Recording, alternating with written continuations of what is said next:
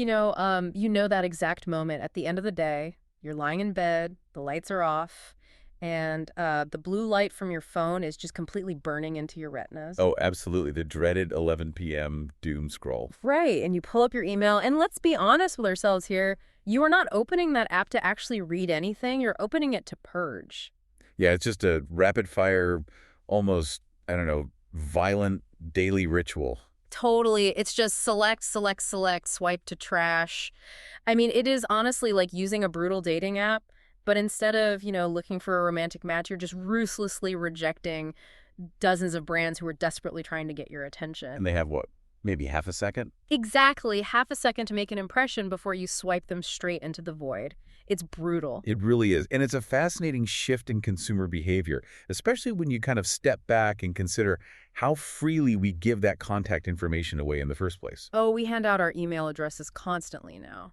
Right. We give it up for like a 10% discount code or get a digital receipt at the hardware store or even just to read a single news article. But there's this insight from Kim Chappell. She's the chief brand officer over at the infant formula company Bobby, and she points out the glaring paradox in all of this. Which is that we're perfectly willing to fork over the email address, but actually getting us to open the messages once they arrive is, well, it's harder than it's ever been. Exactly.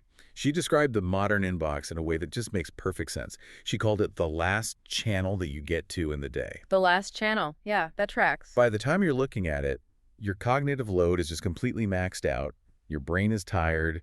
You don't want to learn anything. You definitely don't want to buy anything. You just want a clean slate. So the default action is simply Delete, delete, delete, delete. spot on. So the digital front door is practically bolted shut at that point.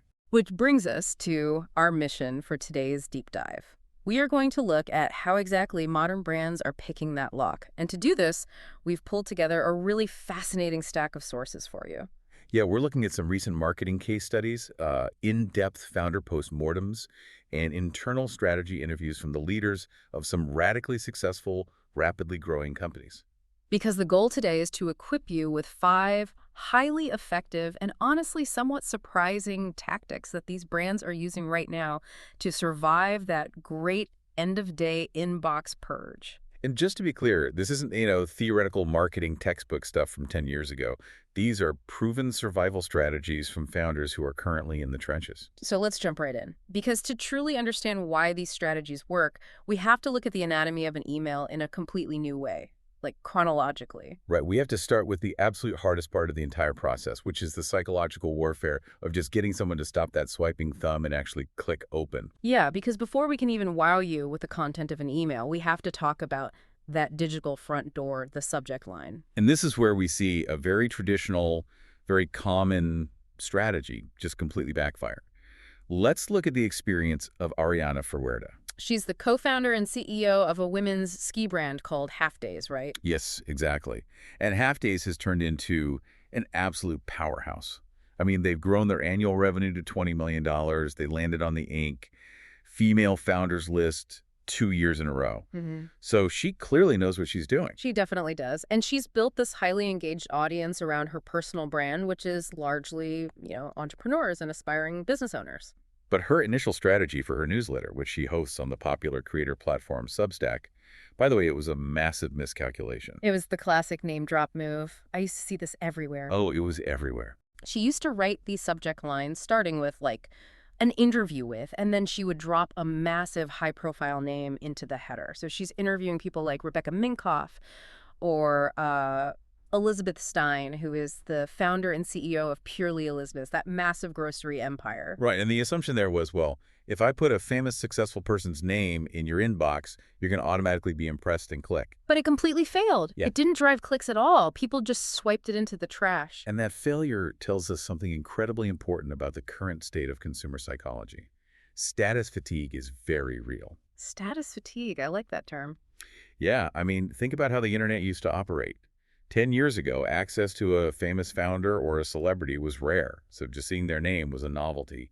But today... Today, we are absolutely drowning in it. Podcasts, masterclasses, social media feeds, just full of successful people talking about their success. Exactly.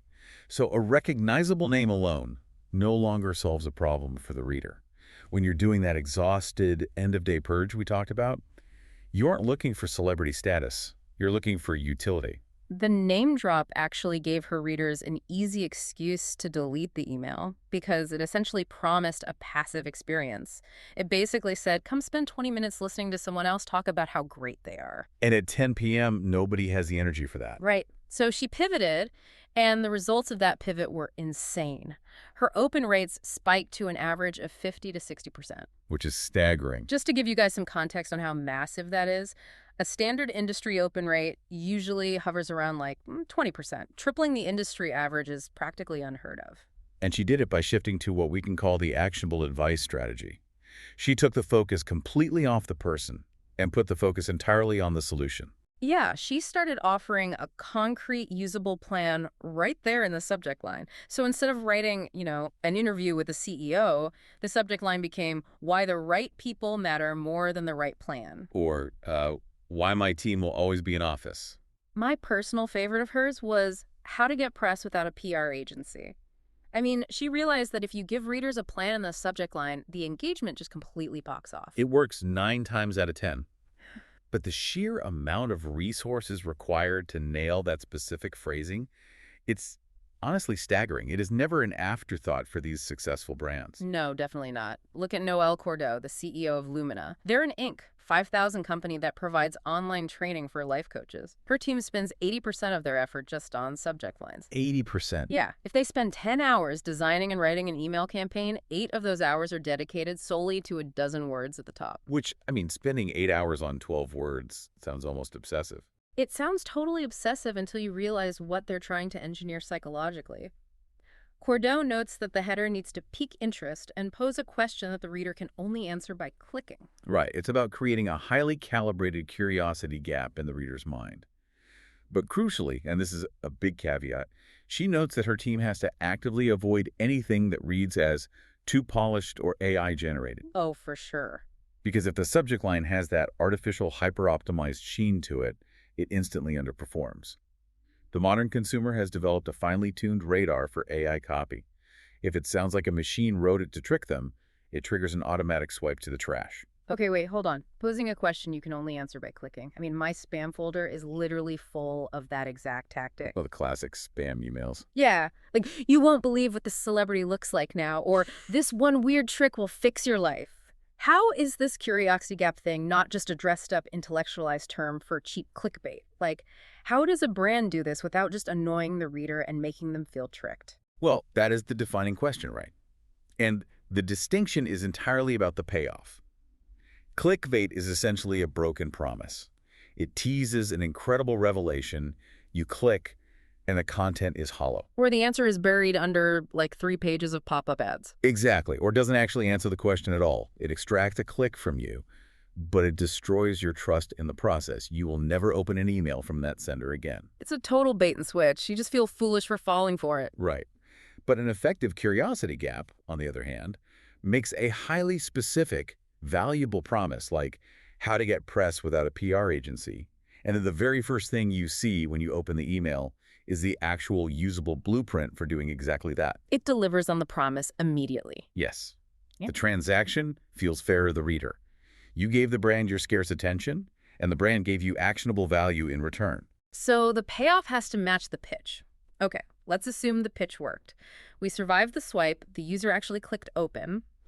Here is where the friction takes a completely new form, because the moment that email loads, you hit a completely different barrier. The scroll. Yes. The rules of gravity inside the email have completely changed. Think about the old assumption of what an email was. It was essentially treated as a digital letter, right? Yeah. You say hello, you have some introductory text, maybe a nice little lifestyle image, and you just assume the reader's going to scroll down to read your carefully crafted message. But you can't assume anyone is scrolling anymore. Brands are realizing they have to deliver value instantly in the very first visual frame. Because if you don't catch them before their thumb moves, they bounce. And ideally, these brands want to design an email that is so compelling it actually escapes the inbox entirely. Which brings us to the brilliant strategy of Anna Harmon. She is the CEO of Studs, the ear-piercing chain, and they are incredibly popular. They have over 35 locations now and have seen a staggering 1,512% growth over 3 years. It's insane growth. And Harmon approaches email with a mindset borrowed straight from old-school print newspaper layouts. She calls it the top-of-the-fold rule. Right, because in a traditional newspaper, the most important headline and the most striking photo are placed above the physical fold of the paper. So they're visible when the paper is just sitting folded on the newsstand. If you don't hook the person walking by right there, they don't stop to buy the paper. Exactly. And in an email, the top of the fold is whatever fits on your phone screen before you stroll. It's the digital real estate that loads immediately. And she works closely with her art director to conceptualize that single space. Because, as she puts it, the reality is not that many people are looking below the hero image in an email today. That hero image, that massive top banner that dominates your screen when the email opens it, isn't just an introduction to the text below it. That image is the entire email. I actually loved that highly specific example they gave in the sources for a collection Studs did tied to the release of the movie Wuthering Heights. Oh yeah, that was brilliant. Because most brands doing a movie tie-in would write, like, 3 paragraphs about the romance, the mores, and the inspiration behind the jewelry. But Studs didn't do any of that. They just used one single image at the top of the fold. It was a photo of an ear, right? Yeah, an ear completely styled with their jewelry, an earscape, as they call it. And the border of the photo was this ornate Baroque-style gold mirror. And the text was just a pun. It literally just said, with earring heights. That was it. That was the whole message. And when you think about it, if there's no text and just a highly visual pun, they aren't trying to get you to read a newsletter at all. They want you to screenshot it and put it on your own Instagram story, don't they? You just nailed the exact mechanism. And that visual efficiency is what makes the content portable, which connects perfectly back to Kim Chappell and her 18-person brand marketing team at Bobby. Oh, right, with their new metric. Yeah, they've instituted a radically different metric for measuring whether an email campaign is successful. They aren't just looking at open rates or click-throughs anymore. For Bobby, the ultimate sign of a successful email is whether it shows up on Instagram. They literally call it the screenshot metric. That completely shifts what the medium of email even is. Like, these brands aren't writing letters to their customers anymore. They're designing digital billboards. They're designing memes. Exactly. It's like they're treating the private inbox as a distribution channel for visual content that is actually meant to live somewhere else entirely. Let's break down why that single screenshot metric is so phenomenally powerful for a brand. An email, by its very definition, is a private, one-to-one communication. The brand sends it to you, and you consume it in isolation. Right. But if a brand designs an image so snackle, to use Chappelle's word, and so visually compelling that you take a screenshot and post it to your Instagram story, you have just converted that one-to-one communication into a one-to-many viral marketing tool. You are doing the marketing for them to all of your followers completely for free. Exactly. And Chappell notes that the image has to sum up the one clear reason why you're sending that email. Because think about the user experience. If the reader has to scroll down or read a paragraph of text to understand the joke or the value proposition, they aren't going to screenshot it. Because it won't make sense out of context. Right. It has to be instantly recognizable as a single cohesive unit of information that looks good on a social feed. Okay, getting one person to screenshot one clever pun is great, but what does this mean for the actual long-term relationship with the customer? Because sure, we've engineered the open with a killer, actionable subject line. We've delivered the visual payload with a gorgeous, snackable, top-of-the-fold hero image. But sending isolated, beautiful emails isn't enough to build a loyal audience that sticks around for years. You have to make people actually want to stay subscribed week after week. You have to engineer anticipation. Right. And how do you do that? Well, engineering anticipation is incredibly difficult when the consumer's natural instinct is to delete. So this is where we see the most successful brands rethinking the frequency and the very purpose of the email itself. Let's look back at Studs. They don't just send weekly newsletters to say hello and clutter up the inbox. They've turned their emails into an occasion. The hype cycle. They tie their emails exclusively to new product drops and limited edition collections. Yes. Anna Harmon says that people actually love the trope of it. They're trained to wait for the message because it means something new has arrived. It's almost like taking the energy of streetwear culture and bringing it to the inbox. It creates scarcity and urgency. I mean, you don't delete the email during your end-of-day purge. if you know it contains early access to a limited edition piece of jewelry that might sell out by morning. You open it immediately. Exactly. It's treating an email list less like a private VIP-only club where you get boring weekly corporate updates, and more like a sneaker drop, or like a syndicated TV show where you know exactly when the new episode airs and you don't want to miss it. Absolutely. But okay, here is the thing that really trips me up when looking at these strategies. If we look at Oriana Ferreira again, with her founder-forward Substack, over and out. Hi. She grew that newsletter list to over 1,500 subscribers in less than a year. But her secret wasn't keeping the content exclusive to the inbox. She posted every single edition on Instagram and LinkedIn. Yeah, this is the strategy known as the multi-platform flywheel. But wait, if you're posting the entire newsletter everywhere in public, why would anyone bother subscribing to the email? Isn't the whole point of an email list to have an exclusive direct line to the consumer? If I can just read her actionable advice on LinkedIn for free without giving her my email address, why would I ever subscribe? It is a brilliant, totally counterintuitive strategy, and it solves the biggest problem brands face today, which is the friction of discovery. Right. Remember how fiercely people guard their inboxes? Right, the end-of-day purge. We don't want to give out our email address because we don't want more junk to purge at night. If Ferreira keeps her writing locked behind an email sign-up form, she's asking you to commit to the date before you've even seen a picture. So by putting the full content out on public feeds like LinkedIn and Instagram, she gets eyes from people who have no idea who she is or what Half Days is. She's letting you sample the goods. Let's unpack how a flywheel actually works mechanically, because the metaphor is really important here. Think about an actual physical flywheel. It is incredibly heavy and hard to push at first, but once it starts spinning, its own momentum keeps it going and it becomes a self-sustaining engine. Okay, I follow. When Ferreira takes her carefully crafted email and posts it to LinkedIn, that is the initial push. That public post proves the immense value of her content before she ever asks for the transaction of your email address. It removes all the risk for the consumer. Because you read a great post on LinkedIn about how to get press without a PR agency.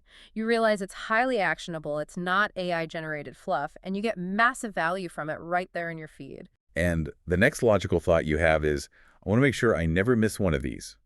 That is when you willingly hand over your email address. You subscribe not for exclusivity, but for convenience and guaranteed delivery. Wow. And here is where the flywheel really spins. That new subscriber gives her more data and feedback to write better emails, which she then posts back to LinkedIn to an even larger audience, which generates more subscribers. The momentum just feeds itself. So you're basically using the public square to build the private audience. Exactly. And the proof is in the numbers. I mean, getting past 1,500 highly engaged readers in under a year for a personal founder newsletter is serious traction. It proves that the delete, delete, delete era isn't about people hating email. It's about people hating bad email. They hate friction, they hate wasted time, and they definitely hate being treated like a metric rather than a reader who is just exhausted at the end of the day. So let's pull all of this together for you listening right now, because there is a very clear playbook here that completely upends traditional marketing advice. If you want to survive the end of the day inbox purge, you really cannot just write a nice newsletter anymore. No, you can't. First, you need to treat your subject line like a high-stakes puzzle. Offer a specific, actionable plan, create a genuine curiosity gap that actually delivers a usable blueprint, and keep that AI polish far, far away. And once you earn that open, you must respect the reader's time and thumb mechanics. Assume they will not scroll. Use the top of the fold to deliver a visual payload so complete, so snackable, and so instantly understandable that they don't just read it, they screenshot it. You want to turn your one-to-one email into a one-to-many social media asset. From there, it's all about consistency and engineering that hype cycle. Train your audience to view your emails as an event, a drop, an occasion rather than a chore. And finally, don't hide your best work behind a sign-up wall. Build that multi-platform flywheel. Prove your worth in the public feeds like LinkedIn and Instagram to earn the right to enter their private inbox. It is a complete re-architecture of what an email is supposed to be. Right. Which, actually leads to a rather profound consequence that we haven't even touched on yet, regarding the future of the inbox. Oh, I love a good thought experiment at the end. Lay it on us. Well, think about the trajectory of all these optimization tactics. Hmm. Right now, founders are spending 80% of their time trying to trick our exhausted human brains into opening an email at 10 p.m. Right. But if emails are now being explicitly designed to be screenshotted and shared, and subject lines are competing for attention, just like social media headlines, at what point does our private inbox just become another public social media feed? Oh, wow. And if our inbox becomes a public feed, where do we go for actual, quiet, one-to-one digital communication? That is a wild thought to leave on, because the next time you're lying in bed, staring at that blue screen, swiping left on brand after brand in your brutal little dating app of an inbox, you might just realize that the era of the private inbox might already be over. It's definitely something to think about. Keep your subject line sharp, your images top of the fold, and we'll see you next time on The Deep Dive.